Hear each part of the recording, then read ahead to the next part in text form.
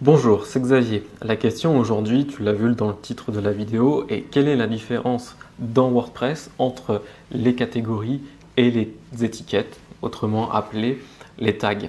Alors je répondrai à cette question avec un extrait de ma formation sur l'optimisation de WordPress pour le SEO. Au cas où tu ne le saurais pas, donc la semaine dernière j'ai sorti cette formation qui consiste à régler WordPress pour avoir la meilleure structure qui soit pour le référencement.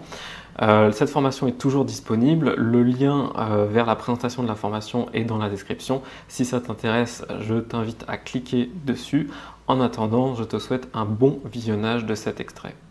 Et donc si je retourne dans mon tag WordPress et que j'actualise la page, on voit mon article, ok, mais on voit aussi mon article ici. Et tu vois en fait, ça fait du contenu dupliqué, c'est-à-dire que c'est le même texte ici et ici, et pourtant on n'est pas sur la même page, tu vois. Ici on est dans la catégorie, et ici on est sur les tags. C'est pour ça qu'à la base, en fait, je ne suis pas trop pour l'utilisation des tags. Maintenant, si ils sont utilisés de la bonne façon, ça peut marcher, parce que j'ai rencontré plusieurs cas clients qui justement arrivent à être bien positionnés dans Google grâce aux tags. Donc je ne vais pas te dire n'utilise pas du tout les tags, je vais te dire utilise les tags mais de façon intelligente. Donc déjà quand tu crées un tag, il faut qu'il y ait au moins 5 articles à mettre dedans. Et surtout réutilise un maximum de tags, va pas créer un nouveau tag à chaque article, ça c'est surtout la chose à pas faire. Un tag, en fait, justement, il faut que je t'explique en fait la différence entre les catégories et les tags. C'est que, en fait, les catégories, ça doit être des sous-domaines de ton activité. Et les tags, ça doit être ce qu'il y a en commun entre tout ce que tu écris. Bon, je vais te donner un exemple, ce sera plus simple. Donc, par exemple, prenons un site de cuisine. Voilà, mon site de cuisine. Je vais créer les catégories.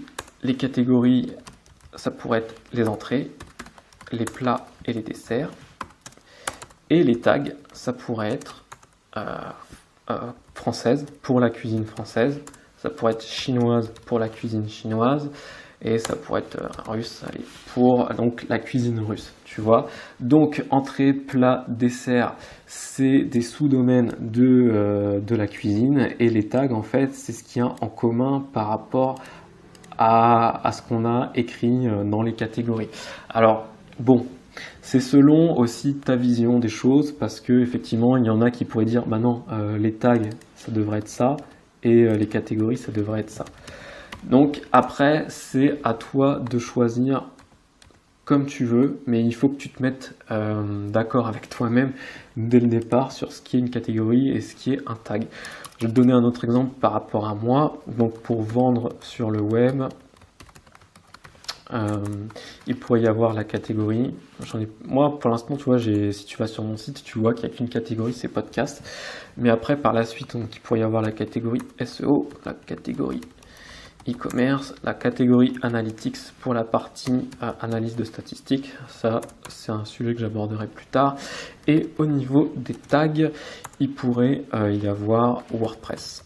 Parce que tu vois, WordPress, on peut le retrouver dans le SEO, on peut le retrouver dans l'e-commerce, on peut le retrouver aussi dans Analytics. Il pourrait y avoir Shopify. Shopify, c'est une plateforme de e-commerce, et encore une fois, donc forcément, ça va dans e-commerce. Mais il peut y avoir aussi des articles de SEO qui portent sur Shopify. Donc, j'espère avoir été assez clair entre ce qui est une catégorie et ce qui est un tag. Et donc voilà, encore une fois, moi je dis qu'il faut avoir au moins 5 articles à mettre pour créer un tag. Et puis surtout, réutilise déjà ce que tu as créé, va pas créer un tag à chaque nouvel article. Donc nous, là, on est dans le réglage des URL. Donc